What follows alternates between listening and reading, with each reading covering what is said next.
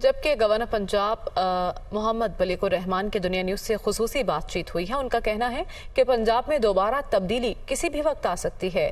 Governor Punjab محمد بلیغ الرحمان کوئی بھی movement Punjab حکومت کو ہلا سکتی ہے۔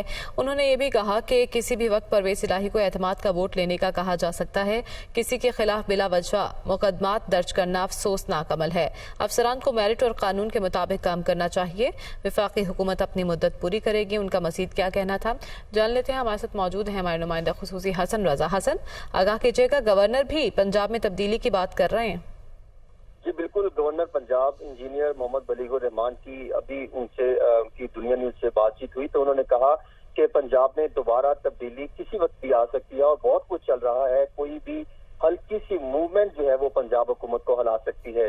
انہوں نے کہا کہ کسی وقت بھی وزیر اعلیٰ پنجاب چودھری پرویز الہی کو کہا جا سکتا ہے کہ اعتماد کا ووٹ لیں یا پھر عدم اعتماد آ سکتی ہے۔ انہوں نے ایک اور سوال کے جواب میں کہا کہ ایسے کسی کے خلاف بلا وجہ مقدمات درج کرنا انتہائی افسوسناک عمل ہے۔ افسران کو میرٹ اور قانون کے مطابق کام کرنا چاہیے۔ وفاقی حکومت اپنا وقت پورا کرے گی۔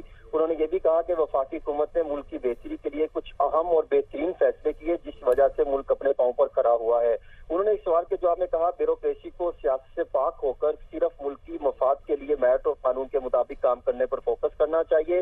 انہوں نے یہ بھی کہا کہ سیلاب سے ملک میں بڑے پیمانے پر تباہی ہوئی۔ وزیر اعظم پاکستان تمام اداروں کو ساتھ لے کر سیلاب متاثرین کی بحالی کے لیے انتھک محنت جو ہے وہ کوششیں کر رہے ہیں۔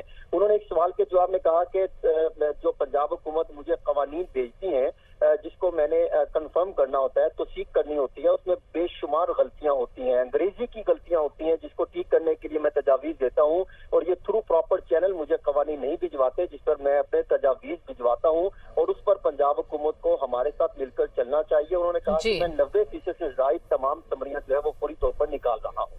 بہت شکریہ حسن، آپ نے اپڈیٹ کیا۔